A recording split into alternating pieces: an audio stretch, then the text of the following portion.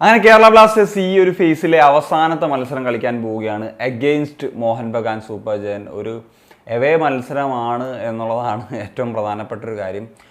നമുക്കറിയാം കഴിഞ്ഞൊരു മാച്ച് വിജയിച്ചത് മുംബൈ സിറ്റി എഫ് സി എന്ന അൺബീറ്റൺ ടീമിനെതിരെ വിജയിച്ച് വന്നതിൻ്റെ ഒരു ആത്മവിശ്വാസം എന്താണെങ്കിലും ഉണ്ട്. പക്ഷേ 2 ദിവസത്തെ ഗ്യാപ്പിനിപ്പുറം മറ്റൊരു മത്സരം, അതൊരു എവേ മത്സരം കളിക്കേണ്ടി വരുന്നു എന്നുള്ളതാണ്. പിന്നെ മോഹൻ ബഗാൻ സൂപ്പർ ജയൻറ്റിനെ പറ്റി പറയുന്ന സമയത്ത് KBFCക്ക് അല്ലെങ്കിൽ ഇവാൻ ഇതേവരെ വിജയിക്കാൻ കഴിയാത്തൊരു സൈഡാണ് എന്നുള്ളതും ഒരു പ്രധാനപ്പെട്ടൊരു ഫാക്ടറാണ്. അപ്പം അത് അച്ചീവ് ചെയ്യുക എന്നുള്ളതാണ്. ഇപ്പം മോഹൻ ബഗാനെ സംബന്ധിച്ചും അവരും ഇപ്പോൾ ഒരു ടഫ് സിറ്റുവേഷനിലാണുള്ളത്. അവർക്ക് കുറച്ച് ഇഞ്ചുറീസ് കാര്യങ്ങളൊക്കെ ഉണ്ടായിട്ടുണ്ട്, സസ്പെൻഷൻസ് നേരിടേണ്ട ഒരു സാഹചര്യം ഉണ്ടായിട്ടുണ്ട്. അതുപോലെ നല്ലൊരു തുടക്കം കിട്ടിയെങ്കിലും അവർക്കിപ്പം കഴിഞ്ഞ 2 മാച്ചസ് ഗോവയോട് ഒരു വലിയ പരാജയം, മുംബൈ സിറ്റി എഫ് സിയോടും പരാജയപ്പെടേണ്ടി വന്നു. AFC കപ്പിൽ അവർ നോക്കൗട്ട് ആവേണ്ട സാഹചര്യം വന്നു. ചില വമ്പൻ പണമൊക്കെ കൊടുത്ത് എത്തിച്ച താരങ്ങളിൽ കോച്ചൊക്കെ അത്ര സംതൃപ്തനല്ല എന്ന് പറയുന്നു. അങ്ങനെയൊക്കെയുള്ളൊരു സാഹചര്യങ്ങൾ നിൽക്കുമ്പോഴാണ് അവർ മറ്റൊരു മത്സരം കളിക്കാനായിട്ട് പോകുന്നത്. അവർക്കും ചെറിയൊരു ഗ്യാപ്പിൻ്റെ വ്യത്യാസമാണ്, 3 ദിവസത്തിൻ്റെ ഗ്യാപ്പിലാണ് കളിക്കുന്നത്. പക്ഷേ അവർ ഹോമാണ്, അവർക്ക് ട്രാവൽ ചെയ്യേണ്ടതില്ല. പക്ഷേ KBFCക്കാണ് ഒരു വലിയ ചലഞ്ച് വരുന്നത്. KBFCയെ സംബന്ധിച്ചിടത്തോളം ഇഞ്ചുറി ഒരു ഒന്നാമതൊരു ചലഞ്ചാണ്. ഇപ്പോൾ ലൂണ ഇല്ല, ഇപ്പോൾ അതിനോടൊപ്പം ലാസ്റ്റ് മാച്ച് വിപിൻ കൂടി ഇഞ്ചേർഡ് ആകുന്നു. ഓൾറെഡി ജിക്സൺ ഫ്രെഡിയൊക്കെ ഇഞ്ചേർഡായിട്ട് നിൽക്കുന്നൊരു സാഹചര്യം തന്നെയാണുള്ളതെന്ന് നമുക്കറിയാമല്ലോ. അപ്പോൾ അതിന് പിന്നാലെയാണ് ഇങ്ങനെ ഒരു ഇതും കൂടി and back to back matches കളിക്കുന്ന ഒരു കാര്യം. എങ്കിലും നമുക്ക് കഴിഞ്ഞ 2 മാച്ചസ് വിൻ ചെയ്യാൻ സാധിച്ചു. അതിൽ especially last match against Mumbai city F C unbeaten സൈഡിനെതിരെ വിജയിക്കാൻ സാധിച്ചു എന്നൊക്കെയുള്ളതൊരു പോസിറ്റീവ് ഫാക്ടറാണ്. പിന്നെ KBFCക്ക് ഈ ഒരു സീസൺ അവസാനിക്കുമ്പോഴും പോയിന്റിൽ ടോപ്പിൽ നിൽക്കാൻ ഈ ഒരു മത്സരത്തിലെ വിജയം അനിവാര്യം തന്നെയാണ്. മോഹൻ ബഗാനാണ് KBFCക്ക് ചലഞ്ച് എന്നുള്ളതിൽ തൊട്ട് താഴെ നിൽക്കുന്നത്. 19 പോയിൻറ്സുമായിട്ടൊക്കെ ആണ് അവർ നിൽക്കുന്നത്. അപ്പം ഏറ്റവും ടോപ്പിലേക്ക് കയറാനുള്ള ഒരു ഓപ്പർച്യൂണിറ്റി തന്നെയാണ് ആ ഒരു വിജയം സ്വന്തമാക്കിയത്. പിന്നെ എനിക്ക് ഈ ഒരു ബാക്ക് ടു ബാക്ക് മാച്ചസിൻ്റെ കാര്യം പറയുമ്പോൾ ഒരു കാര്യം കൂടി പറയണമെന്ന് തോന്നി. അതായത് ഇപ്പോൾ KBFC 12 മാച്ചസ് ഈ ഒരു ഫേസിൽ കളിക്കുന്നുണ്ട്. എന്നാൽ ഇപ്പോൾ മോഹൻ ബഗാൻ 10ാമത്തെ മാച്ചാണ് കളിക്കാനായിട്ട് പോകുന്നത്. അവർക്ക് AFC കപ്പ് മാച്ചസ് ഒക്കെ ഉണ്ട്, മനസ്സിലാക്കാം. പക്ഷേ ഗോവ എന്തുകൊണ്ടാണ് ഈ ഒരു ഫേസിൽ 10 മാച്ച് മാത്രം കളിക്കുന്നുള്ളതെന്ന് അറിയത്തില്ല. അതുപോലെ ബംഗളൂരു FC മറ്റെല്ലാ ടീമുകളൊക്കെ 12 മാച്ചസ് കളിക്കുന്നുണ്ട്. എന്നാൽ AFC ചാമ്പ്യൻസ് ലീഗ് കളിച്ച Mumbai city F C 11 match കളിക്കുന്നുണ്ട്.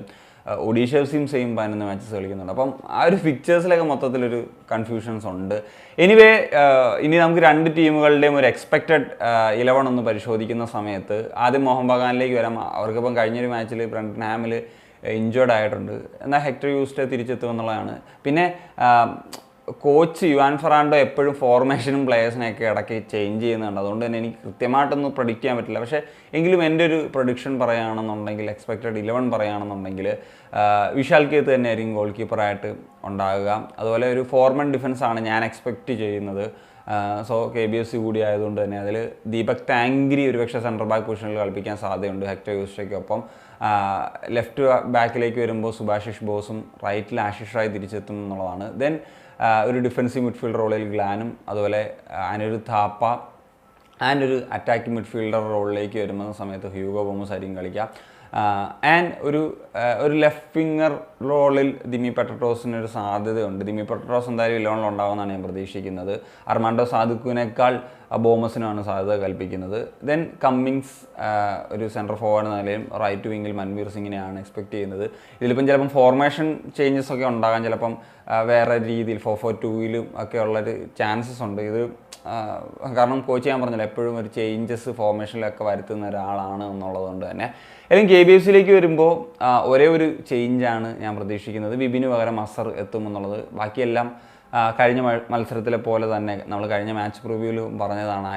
ആ ഒരു സെയിം 11 തന്നെ ആയിരിക്കും എന്നുള്ളതാണ് എൻ്റെ ഒരു എക്സ്പെക്റ്റേഷൻസ്. പിന്നെ മോഹൻ ബഗാനെ പറ്റി പറയുന്നൊരു സമയത്ത് സഹലും ഒക്കെ ഒരു സെക്കൻഡ് ഹാഫിൽ ആണ് ഞാൻ എക്സ്പെക്റ്റ് ചെയ്യുന്നത്. അതേമാതിരി ഇഞ്ചുറി കഴിഞ്ഞ് വന്നുകൊണ്ട് ഈ ഡയറക്ടർ ഫസ്റ്റ് 11-ലേക്കുള്ള സാധ്യതയാണ്. അതുപോലെ തന്നെ സുമിത് റത്തീനെ കഴിഞ്ഞൊരു മാച്ചിൽ കളിപ്പിച്ചു. പക്ഷേ അദ്ദേഹം 45 മിനിറ്റ് കഴിഞ്ഞപ്പോൾ തന്നെ സബ്സ്റ്റിറ്റ്യൂട്ട് ചെയ്തു. അത് അത്ര കൺവിൻസിങ് അല്ല എന്നുള്ളതാണ്, കോച്ച് കൺവിൻസ്ഡ് ആയിട്ടില്ല എന്നുള്ളതാണ് ഐ തിങ്ക് ഞാൻ മനസ്സിലാക്കുന്നത്. അപ്പോൾ അതുകൊണ്ട് തന്നെയാണ് ഇങ്ങനെ ഒരു 11 ഞാൻ എക്സ്പെക്റ്റ് ചെയ്യുന്നതെന്ന് പറയാൻ കാരണം. ഏതായാലും ഒരു 3 പോയിൻറ്റ്സോട് കൂടി തിരിച്ചു വരാൻ സാധിക്കണം. കാരണം മോഹൻ ബഗാൻ ഇപ്പോൾ ഒരു ചലഞ്ചിങ് ഫേസിലാണ്. KBFC അങ്ങനെ ആണെങ്കിൽ കൂടി പക്ഷേ നമ്മളത് തരണം ചെയ്തതാണ്. മോഹൻ ബഗാനെതിരെ കൂടി നമുക്ക് ആ ഒരു എവേ ഒരു പ്രശ്നമുള്ളത് മാറ്റണം. പക്ഷേ നമ്മൾ സാൾട്ട് ലേക്കിൽ കഴിഞ്ഞൊരു എവേ വിജയിച്ചതാണ് ഈസ്റ്റ് ബംഗാളിനെതിരെ. അത് ആവർത്തിക്കാൻ കഴിയുമെന്നുള്ളത് തന്നെയാണ് പ്രതീക്ഷിക്കുന്നത്. അപ്പം നിങ്ങളുടെ എക്സ്പെക്ടേഷൻ എന്താണ് ഗൈസ്? തീർച്ചയായിട്ടും ഒന്ന് കമ്പോസ് ചെയ്യാൻ പറ്റുമോ? കാണിക്കും. ഞാൻ സനിയ.